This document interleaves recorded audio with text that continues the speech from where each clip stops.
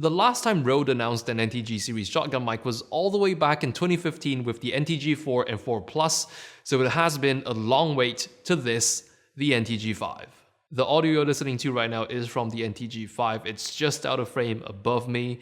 This is a $500 microphone, which prices it below the $700 Rode NTG3, but above the $250 NTG4. So I guess based on its pricing, it's safe to assume that this mic sits between the NTG3 and 4 in terms of its position in the lineup. Now for some, spending $500 on a single microphone might be a bit much, but for the case of the NTG5, it's actually a pretty sweet deal. You see, for $500, you're paying for more than just the microphone. Rode sells the NTG5 as a kit, so when you unbox this, it comes with all these accessories. Now, some of these accessories are pretty standard when you purchase microphones, like the pouch and the microphone clip.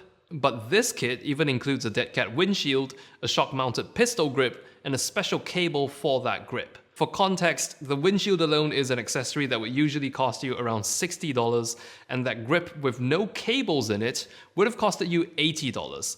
And that special cable that I mentioned just now is typically sold separately for another $60. That's already $200 in accessories, so that is some fair value that they have included in this box. The pistol grip with the string relief cable does certainly remind me of the Rode Blimp, but without the windshield and capsule, of course.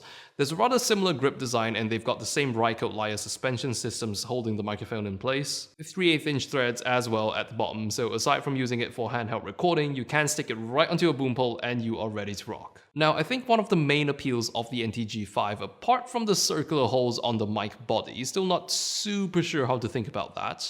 Anyway, I was saying the main appeal has to be how ridiculously little this mic weighs. In fact, it is so light, when I was unboxing the mic, I got scared for a moment because I thought the box was empty. It just felt that light. And just for the record, there was a mic in there unless I'm reviewing an imaginary microphone right now. Rode officially says that the NTG5 weighs only 76 grams.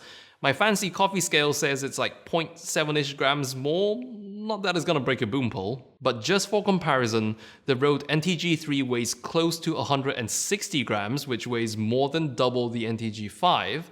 In fact, the NTG5 is actually even lighter than the new VideoMic NTG, which is an on-camera microphone with all of the attachments removed. To be fair, the VideoMic NTG has a battery built into it, but I'm still calling the NTG5 a win for lightweight. And it's not like Rode made the NTG5 out of plastic or anything to bring its weight down.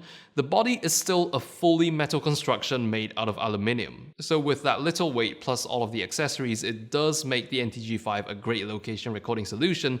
In fact, you're probably going to appreciate the reduced weight if you've got a long day on set. And to add to it being a good location mic to use out in the field, just like the NTG3, the NTG5 is RF biased instead of being DC biased. Without getting technical, RF biased mics are more resistant to moisture than DC biased mics. So when you bring a mic out into the field, the weather might get a bit wet or it might be a humid location.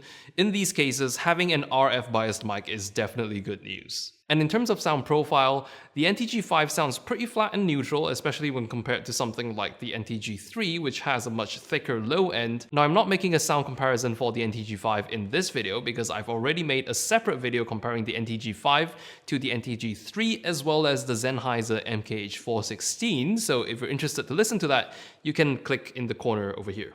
And that sums up my thoughts on the NTG5. If you found today's review helpful, do consider subscribing and hitting that bell icon for more videos just like this, and I'll see you in the next video. But until then, here's another video of mine YouTube thinks you should watch, or if you don't like a computer telling you what to watch, here's one of my latest videos.